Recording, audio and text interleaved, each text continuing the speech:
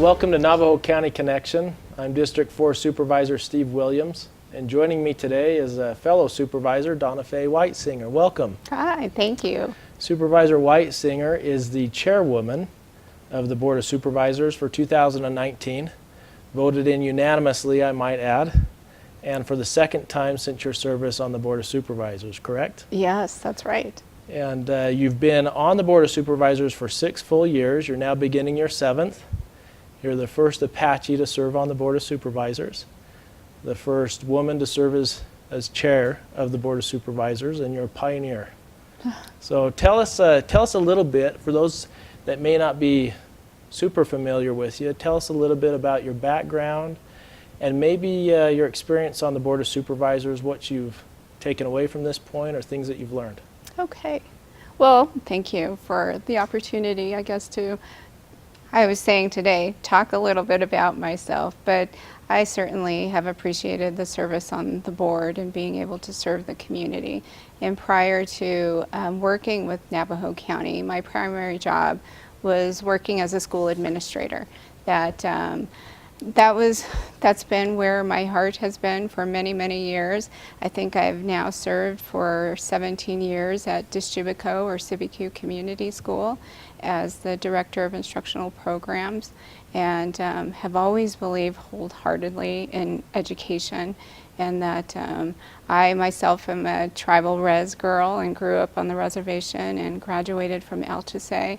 And I think knowing the challenges of our community and trying to understand how to provide opportunities or use the tools and skills that I have to be able to make a small impact on the community was something that resonated with me. So I went into education, and the transition to education to the board has been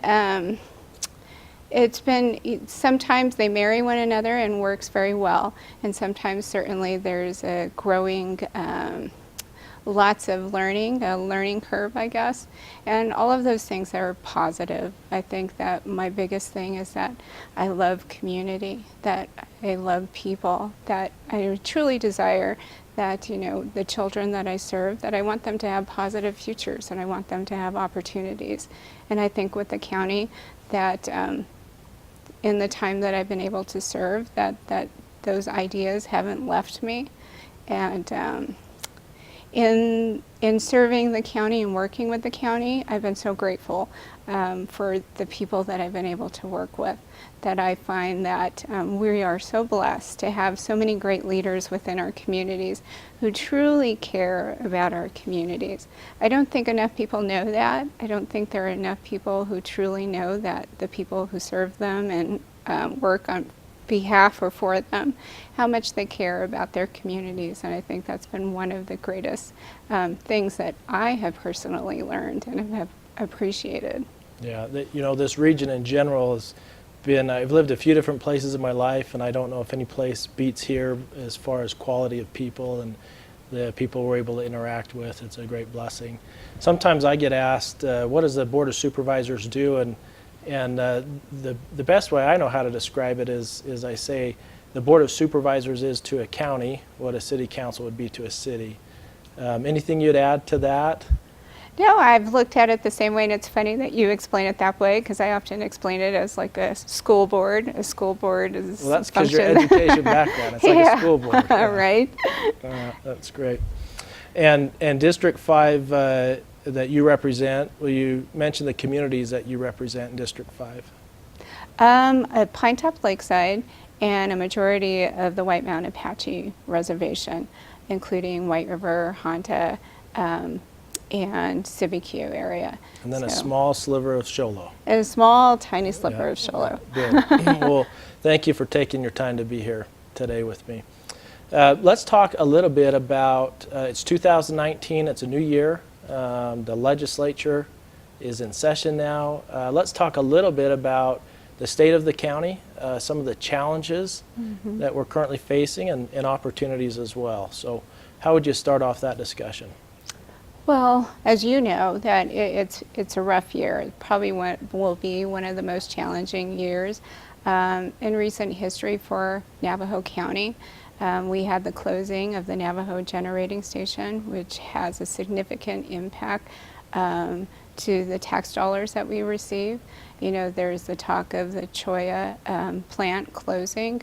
That also has large repercussions to the dollars that we receive.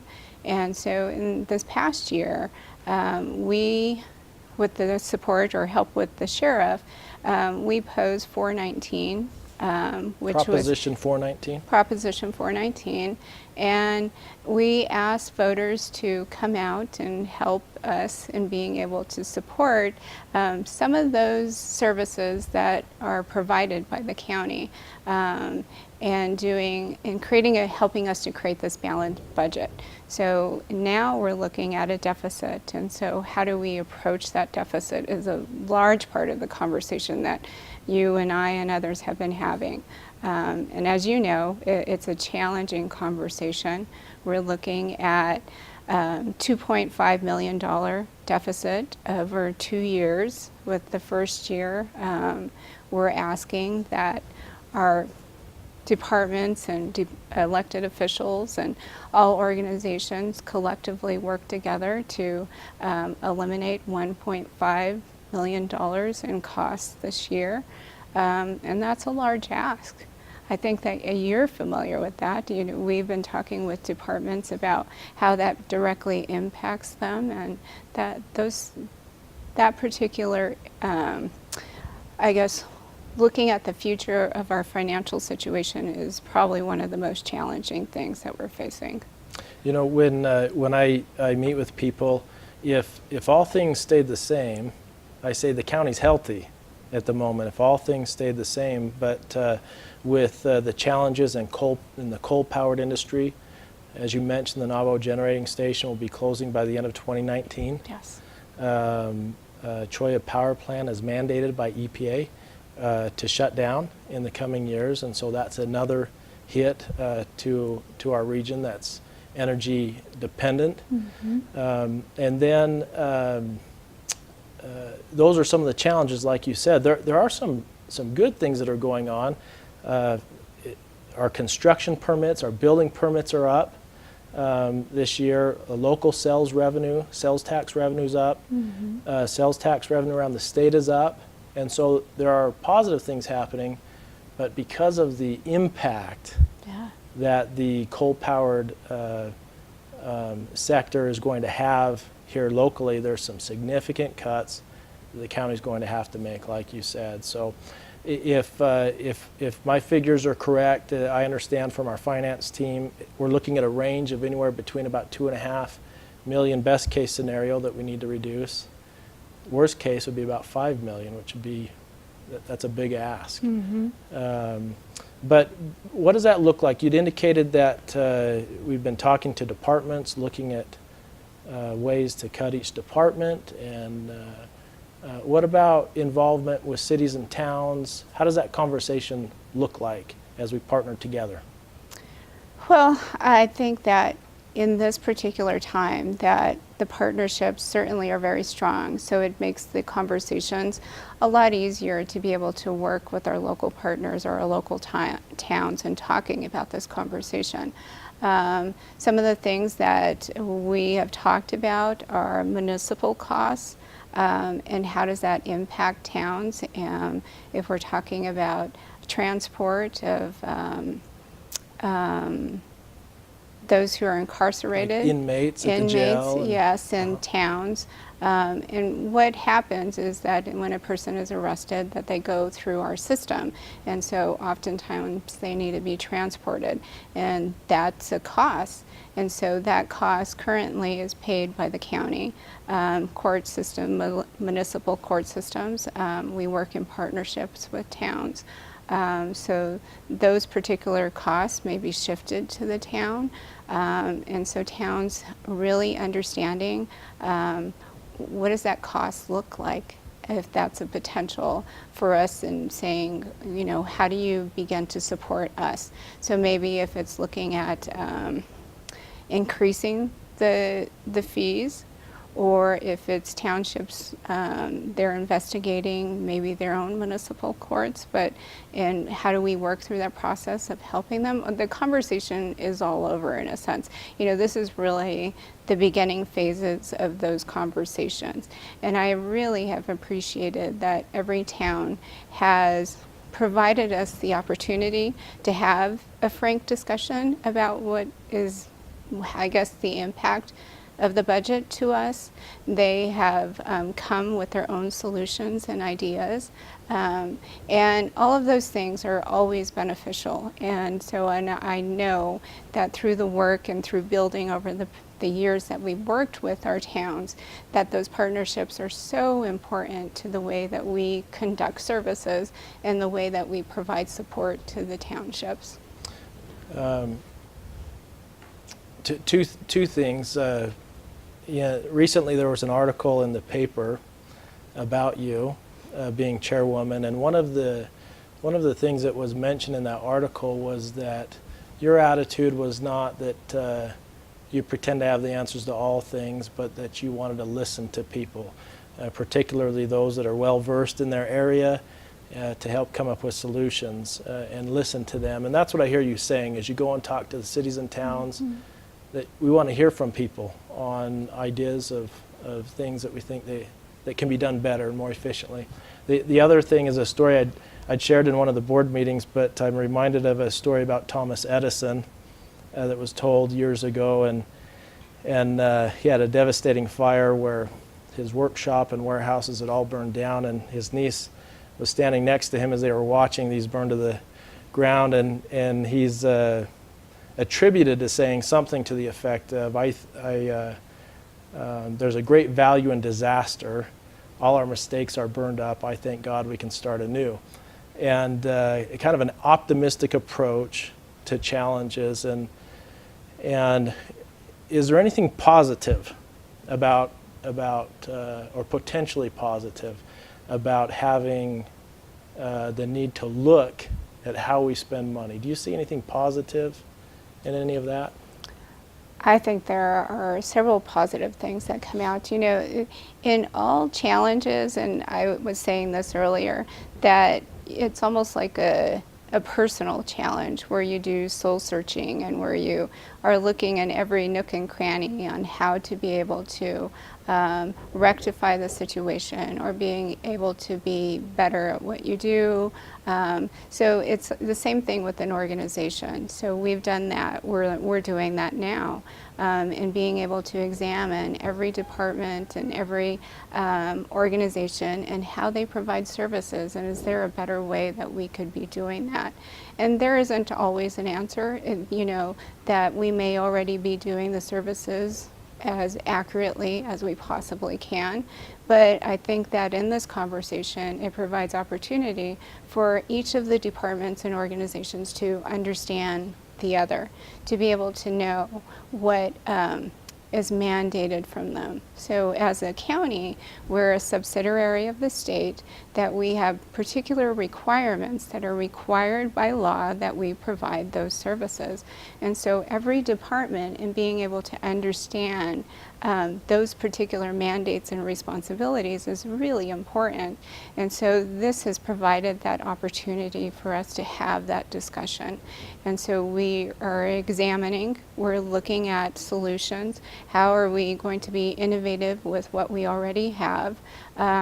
Being more communicative, that it's very important that everybody be responsible in communicating the perspective of your department. But it's also our responsibility as the board to be able to communicate what's happening within the organization, so that our communities understand how that they're going to be impacted, or how the deficiency in dollars could potentially impact them. And there's such a distrust with government. People don't trust us. And so how do you create that trust? And it always goes back to that communication. Even in times where organizations are struggling, that I believe it's so important to have that open dialogue and communication.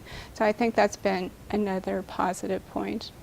One of the motto of Navajo County that you'll see around is the phrase "proudly serving, continuously improving," and it seems to me that it's healthy to have an ongoing discussion of why are we doing things the way we're doing them, and is there a better way to do it, a more efficient way to do it, and I think over the last couple of years there's been some real positives that have come out from looking to do government differently, in a more efficient way. Some of those have led to difficult decisions. For example, a couple of years ago, we needed to cut $2 million out of the budget. Yes. And the decision was made to close the juvenile detention center here locally. Now, the young people that serve time in juvenile detention go to Pinal County. And 8 of the 15 counties in Arizona do some type of partnership like that. Mainly the rural counties have difficulty being able to fund that. But there's also a balance between, you get to a point where you can't tighten your belt anymore. Yeah. And you talked about counties are political subdivisions of the state. Counties are mandated by law to bring state services to citizens locally, things like prosecution and the courts and public safety through the sheriff's office and things like that. You'd also mentioned earlier Proposition 419. So that was the jail district that the Board of Supervisors had sent to the voters. We are where we are, but what are some possibilities going forward? Obviously, we can talk about reducing the budget, which means reducing services that our citizens expect, from the roads being plowed to getting building permits, to the roads being maintained, cutting those services back and personnel back to meet the budget, the revenues that we have. What are other possibilities? I think in our discussions, and again, everything is preliminary and we're in discussion phase, one, going back to the voters and asking them to reconsider 419. That's been in discussion. And are there other opportunities? You know, we can pose a property tax, increase property tax, and all of these ideas become unfavorable. Or do we not go back to the voters and we don't increase property tax, and so the services that are the people who live within the county receive are limited or they're delayed, and it impacts the types of services they might receive. And so I know that our local school districts are currently being impacted because they rely on us to process the dollars quickly in order for them to receive those dollars for their schools to function. And sometimes that process doesn't happen as quickly as it used to because each of the departments, either it be the treasurer's office or because of the delay, it impacts the 2 superintendents' office. And so each of those particular departments currently are lacking personnel that they may have hired. So it becomes this process of not providing full services. So at this current point, you know, there are certainly the discussions of bringing back 419 to the voters, or do we begin to articulate the challenges that voters might have when going to receive services directly from the county? Supervisor Whitesinger, one of the other areas that we spend a considerable amount of time as supervisors, elected officials, our management team is in communicating with our legislators here in Legislative District 6 and 7, as well as the legislature in whole. What are some of the things that we're doing to try and have a conversation with our representatives at the Capitol so that they can be aware of our situations here? Well, we have found that communication is very vital in order for them, when they're voting on particular bills or whatever it might be that impact us directly, either as a rural county or as a county in general. So that conversation is important. So because that conversation is so important, there are several parts of our organization who make the effort to go out and communicate with our legislatures. Either it be Supervisor Whiting, who now serves as the chair of the Legislative Committee for CSA, the County Supervisors Association, which is very important in being able to help all of the counties prioritize their particular needs, as well as collectively, where do we stand collectively on the bills that are being proposed by the legislatures, and helping us to be able to understand those particular impacts. Our county manager, Glenn Kephart, spends a great deal in the communications and making sure that we are educated on how those bills impact us. When we know that they are either positive or negative, we're spending time talking with our legislators and asking them to either support or not support a particular bill. All of those collective conversations have been very impactful for our county. So if you take, for instance, highway user revenue dollars that were initially, they weren't eliminated, they were just used in a different way by the state. And so they were eliminated or taken away temporarily from counties, and that created delays in services for roadways, and so that continues to delay. If those delays happen, how does that impact maintenance and so forth, and your roads begin to deteriorate and so forth.